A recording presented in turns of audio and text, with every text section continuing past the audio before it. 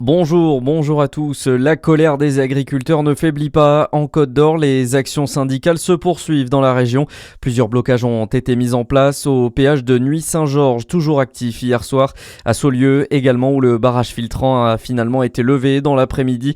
En fin de journée, la FDSEA 21 affirmait attendre l'intervention du Premier ministre Sébastien Lecornu aujourd'hui. À noter que les syndicats ont été reçus hier par le préfet de Côte d'Or. Et par ailleurs, la France votera contre le traité de libre-échange avec le Mercosur. Emmanuel Macron a prévenu hier la présidente de la Commission, Ursula von der Leyen.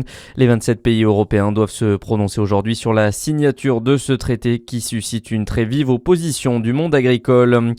On retourne en région où le site des Oratoriens a ouvert au lycée Hyacinthe-Friant de Poligny. L'inauguration a eu lieu hier. C'était en présence de Jérôme Durin, notamment le président de la région Bourgogne-Franche-Comté. Plus de 4120 mètres carrés ont été rénovés pour repenser les espaces pédagogiques afin d'allier performance énergétique et accessibilité, selon Nathalie Pelligan, la proviseure du lycée polyvalent Hyacinthe-Friant. C'est un espace de travail qui va être mis en valeur, notamment sur nos portes ouvertes du 24 janvier, pour montrer aux parents dans quelles conditions les élèves, les apprenants suivent les formations ici à Poligny, au lycée Friant, avec une nouvelle génération de matériel technique, de matériel ergonomique, et donc qui va permettre à nos élèves de réussir.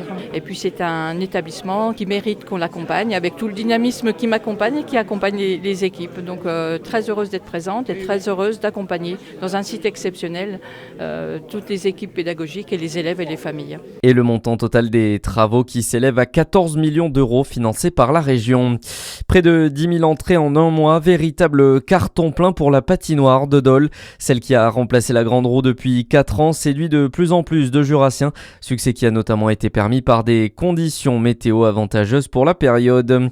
Dans l'actualité également, le vent a soufflé très fort cette nuit. La tempête Goretti s'est abattue hier soir sur l'ouest de la France.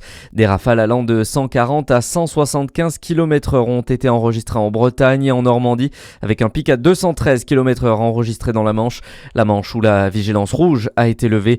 Le département qui restait cette nuit en alerte orange vent violent, tout comme 33 autres départements. Pour l'instant, on ignore l'ampleur des dégâts.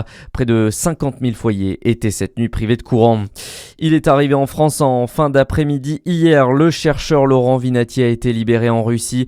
Le Français qui a été échangé avec un basketteur russe arrêté en juin dernier à Roissy. Et puis en mot de basket, la JDA retrouve son parquet après la trêve. Duel au sommet demain face à Nanterre à domicile. Ce sera à 18h. À suivre la météo sur Fréquence Plus.